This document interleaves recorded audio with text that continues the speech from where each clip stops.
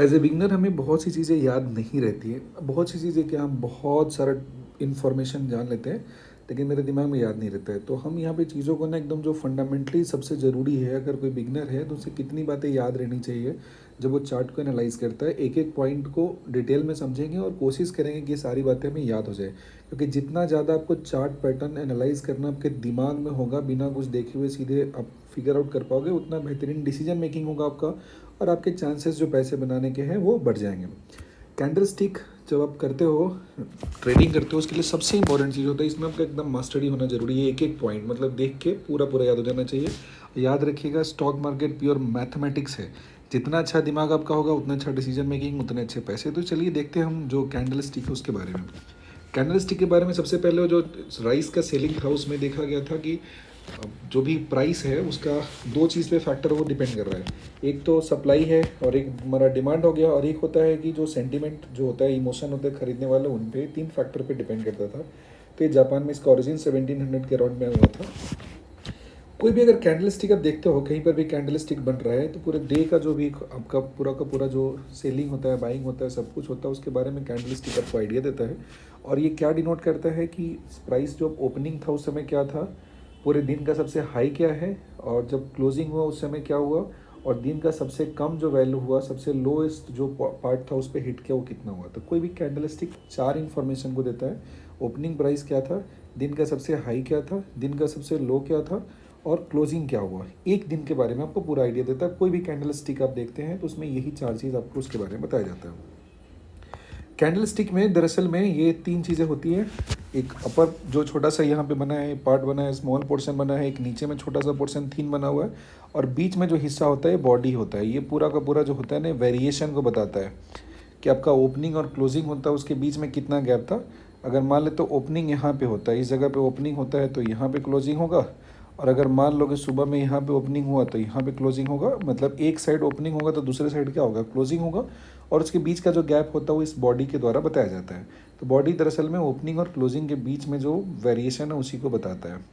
अब ये जो कैंडल होता है आप देखते होंगे ना, बहुत से तरह का रेड कलर फील्ड कैंडल होता होगा, ब्लैक से फील्ड होता होगा, ग्रीन होता है, एक एम्प्टी होता है, वाइट वाइट जैसा दिखता है। वो किस चीज़ को डिनोट करता है, तो देखेंगे अगर कैंडल स्टिक इस टाइप का बना हुआ है, रेड फील्ड बना हुआ है या ब्लैक फील्ड बना हुआ है, तो इसमें दरअसल में होता है कि ये घाटे का सौदा वाला स्टिक बना हुआ है। मतलब इसमें क्या हुआ होगा कि इसमें जो क्लोजिंग हुआ होगा, इसमें क्लोजिंग हमेशा नीचे में हुआ है। इस जगह पे मार्केट क्लोज हुआ है और यहाँ पे स्टार्टिंग जो था सुबह में, ये ओपन यहाँ पे हुआ था। तो इसमें हमेशा जो ओपनिंग प्राइस है उससे क्लोजिंग प्राइस का जो वैल्यू है मेरा, वो कैसा हो रहा है, कम हो जा रहा है। मतलब हमेशा क्लोज लोअर प्राइस पे हो रहा है ओपनिंग से, मतलब ये रेड स्टिक हो गया। तो यहाँ पे होगा close is lower than open, कम दाम पे जो बिक्री हुआ वो कम पैसे में हुआ, खरीदारी हुआ था ज़्यादा पैसे, मतलब नुकसान का हुआ। इसके लिए बियरिश कैंडल होता है, सब टर्म होता है। स्टार्टिंग में जो भी नए नए लोग शुरू करते हैं उन्हें याद नहीं होता है, तो सब टर्म्स ने एकदम जुबान पर होना चाहिए कि बियरिश क्या होता है, बुलिश क्या होता है। तो ये बियरिश है, नीचे की तरफ इसको धक्का देके नीचे ला देता है, पुश कर देता है। तो ये होता है हमारा रेड कैंडल। तो रेड कैंडल जो होता है वो क्या होता है, उसमें जो क्लोजिंग होगा वो लोअर होगा और सेलिंग होगा। जो आपका मार्केट क्लोज हुआ उस समय लोअर प्राइस था, जिस समय ओपन हुआ उस समय हायर प्राइस था, और इसको बियरिश कैंडल कहते हैं। ठीक है, अच्छा नहीं होता है। नेक्स्ट होता है कि जो ग्रीन कलर का हो, कहीं पे भी ये ग्रीन कलर का हो या इम्प्टी हो, खाली हो, या ग्रीन हो, या वाइट कलर से फिल किया हो, तो इसे क्या बोलते हैं, ये जो हमारा होता है इसमें आप देखोगे कि जो क्लोज हुआ ना ये हायर होता है। इसमें जो क्लोज होता है हायर होता है, और ओपन जो होता है कैसा होता है, लोअर होता है, नीचे में होता है।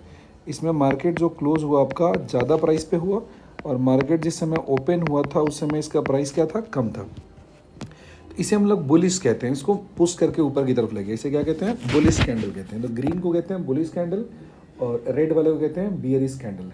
Green is bullish and red is bearish. ठीक है, चलिए अब जो कैंडल होता है इसके बॉडी पार्ट में अगर हम देखें ज़रा, तो बॉडी पार्ट में तीन हिस्सों में आते हैं। एक तो बॉडी होता है जिसका जिक्र हम लोगों ने कर लिया।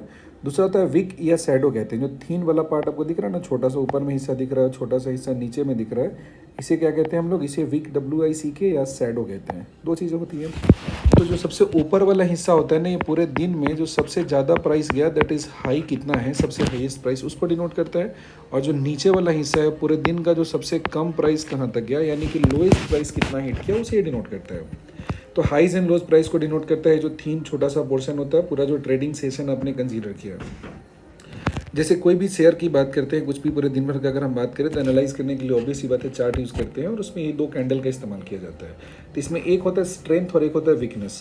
जो बुलिश कैंडल हो गया हमारा, जो बुलिश कैंडल यानी कि जो रेड कलर का हुआ, बुलिश कैंडल की बात करेंगे तो एक होता है ग्रीन होता है, एक वीकनेस होता है, एक वीकनेस होता है और एक स्ट्रेंथ होता है। तो वीकनेस जब हम देखेंगे तो वीकनेस होता है बियरिश। बियरिश मतलब क्या हो जाएगा, इसमें रेड कैंडल होगा। रेड कैंडल जब होगा तो रेड वाला में क्या होता है, जो सेलर होते हैं वो मार्केट को कंट्रोल करते हैं।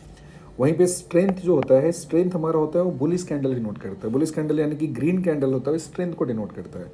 और इसमें जो होता है मार्केट को कौन कंट्रोल करते हैं, तो बायर होते हैं वो कंट्रोल करते हैं।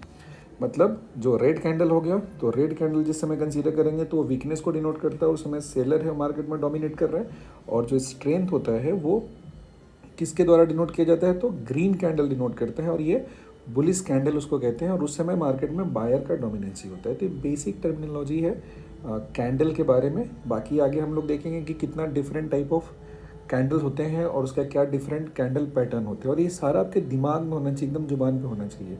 प्लीज़ अंडरस्टैंड, आपका पढ़ना बहुत ज़रूरी है। तो आपका नॉलेज जितना ज़्यादा ग्रो करेगा ना, उतना ही ज़्यादा चांस होंगे।